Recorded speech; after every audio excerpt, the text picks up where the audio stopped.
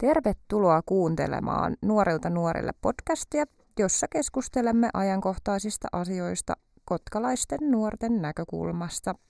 Ja edellisessä jaksossahan me keskusteltiin täällä työttömyydestä ja työn hakemisesta ja sen vaikeuksista. Ja nyt sitten tänään ajateltiin, että voitaisiin käsitellä vähän motivaatiota, koska se voi liittyä siihen työn hakemiseen ja kaikkiin muihinkin asioihin elämässä. Mitä te olette mieltä? Mitä se motivaatio oikein niin kuin sit on? Mitä se tarkoittaa? No, mehän googlailtiin tätä näin ja Google kertoi meille tosi hämäriä selityksiä tällä. Eli että motivaatio voidaan jakaa sisäiseen ja ulkoiseen motivaatioon, jotka poikkeavat toisistaan käyttäytymistä virittävien ja suuntaavien motiivien sekä palkkioiden puolesta. Okei, kuulostaa tosi monimutkaiselta. Mitä me nyt itse ajatellaan tästä, että mitä se nyt tolleen niin kuin suomeksi käännettynä tarkoittaa?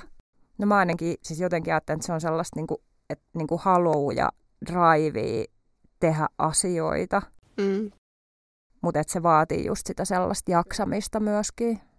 Se, että on motivaatiota siihen tekemiseen. Kyllä. Mutta välillähän saattaa olla sellaisia tilanteita, että sitä motivaatiota on ihan tosi vaikea löytää, että sitä ei vaan niin kuin yksinkertaisesti ole. No mistä sitten se oikein saa? Niin. No ainakin ihan jos töissä käy, niin toisilla ainakin se palkka motivoi. No sitten motivaation hankkiminen voi olla tärkeisiin asioihin, voi olla hankalaa, jos elämässä on häiritsevitekijöitä. Esimerkiksi jos joku tilanne, jos vaan on täysin ilman minkäänlaista motivaatiota. Niin ja sitten elämäntilanteet saattaa olla tosi monimutkaisia, että ei ole sellaista niinku yksittäistä selittävää tekijää, että minkä takia asiat ei just nyt kiinnosta.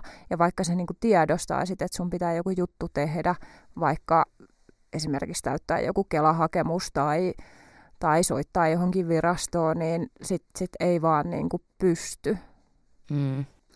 No mikähän sitten, niinku, mistä se niinku muuten voi johtua, että ei ole lainkaan motivaatiota? Siis tietty varmaan ihan sekin, että joku juttu on ihan tosi epämiellyttävä tai hankala, niin sitten siihen on tosi hankala sit myöskin löytää se motivaatio.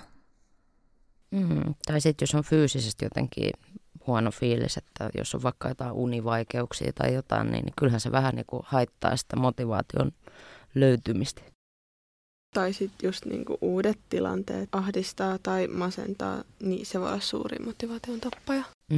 Joo, siis toi tollainen jännitys on ainakin itsellä ollut elämässä aina, ihan pienestä lähtien. Että uudet tilanteet jännittää, että jos et oikein tiedä, että ketä on paikalla tai vaikka, että mihin pitää mennä, niin se kyllä voi niinku jo... Sama mulki on se, että jännittää, kun menee uuteen paikkaan.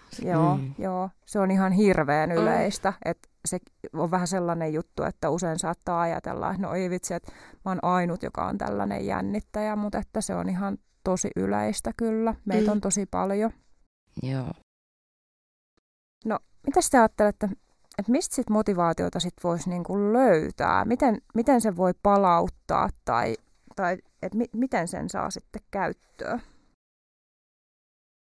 Miten ainakin, jos on tosi hyvä palkinto. Että jos vaikka just löytää työpaikan, mistä saa ihan törkeästi rahaa, niin kyllähän se pikkusen motivoi siihen.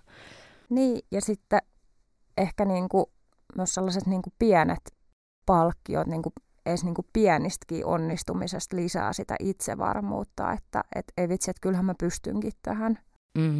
Niin, ja jos niin kun tuntuu, että on pelkästään kotona ja sängyn oma, niin sekin voi auttaa, että lähtee vaikka ulos. Ihan vaan, että se voi olla niin palkitsevaa se raitisilma jo, että rupeakin löytyy sitten muihinkin juttuihin. Tai sitten ihan puhua asiasta kaverille, jos oikein ahdistaa, niin etsiikö siinä ammattilaisen. Ihan totta, kyllä.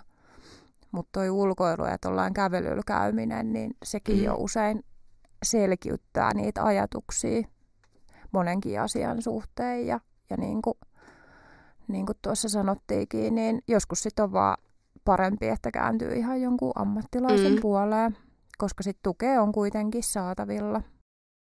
Joo. mitä jos tuntuu, ettei sit vaan pysty. Et vaikka sitä avun saaminen voi olla haastava ja pitkä prosessi niin kuin hakea sitä apua. Niin se on kyllä ihan totta, että välillä jos niin kuin saat sitä voimaa tai sitä motivaatiota, että lähdet hakemaan sitä apua, niin sitten sulle sanotaankin, että joo, meidän ajat menee tonne 2 tai 3 kuukauden päähän. Sitten on kuukauden päähän sitä. Niin joo. Niinpä. Niin se kyllä sit voi niin kuin tappaa sen motivaation taas uudelleen. Että no, en mä saanutkaan apua silloin, kun mä tarvitsen. Joo. Ja se on varmaan se aloitteen ottaminen kanssa niin kuin ylipäätään, että niin kuin miten uskaltaa tai saa jotenkin soitettua sitten johonkin, mihin tarvitsisi. Että se voi tosiaan olla pelottavaa. Kyllä. Onneksi alle 30-vuotiailla on toi ohjaamo aika monessakin kaupungissa. Et muun muassa täällä meillä Kotkassa, mutta ohjaamon toimintaa on tosi monessa paikassa. Ja sitä kauttahan sitten saa yhteyden monen eri paikan ammattilaisia. Ja sittenhän meillä on tietysti erilaisia valtakunnallisia puhelimia, mitä kautta sitten voi saada jotain jeesiä, että mistä kannattaa aloittaa. Esimerkiksi ihan Mieli ry:n kriisipuhelin on sellainen, mihin voi kyllä soittaa, jos on sellainen fiilis, että nyt ei pysty eikä nyt ei jaksa, niin sieltä voi saada sitten ihan 24/7 ensiapua niihin omiin asioihin. Joo, no se onkin hyvä.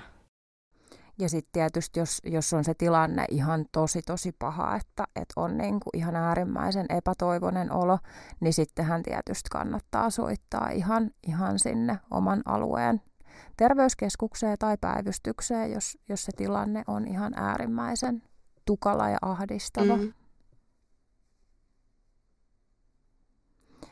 No, pitäisikö meidän vielä tähän loppuun vähän miettiä, että olisiko jotain ihan sellaisia simppeleitä asioita, että mistä sitä motivaatiota voisi lähteä kasvattamaan?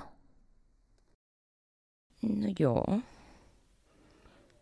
Kyllä niin kuin varmaan joku sellainen mielenkiintoinen juttu, mistä itse tykkää, niin ottaisi sen askeleen, että jos vaikka tykkää mennä katsomaan jotain live-musiikkia, niin sitten vaan soittaisi jollain kaverille ja kysyisi, että kävisikö.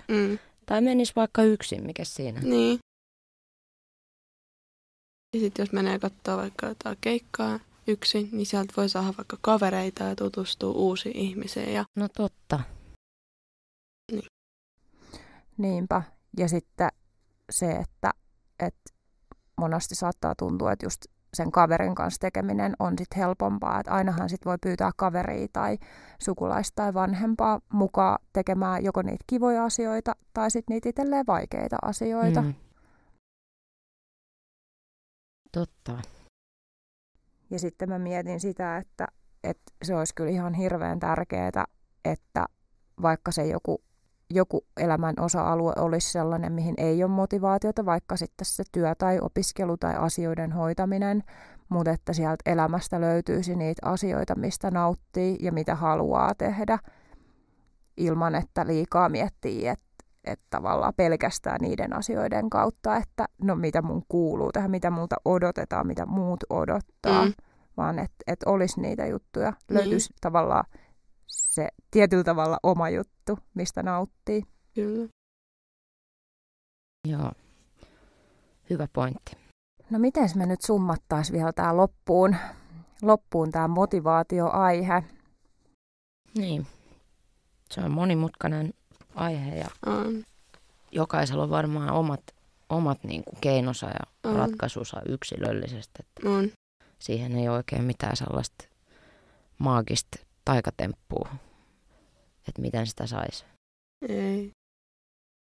Joo, ei taida olla sellaista taikasauvaa, millä saataisiin tajottua kaikille sit motivaatiota samoilla keinoilla, että niin helppoa kuin se olisikin, niin näin tehdä, niin sellainen tuskin on mahdollista. Mutta toivottavasti tässä joku sai jonkunlaisia vinkkejä siihen motivaation ylläpitämiseen tai löytämiseen. Ja tässä kohtaa me kiitämme. kiitos kun kuuntelit Nuorilta nuorille podcastia. Liitythän seuraamme myös seuraavassa jaksossa ja otat meidät seurantaan.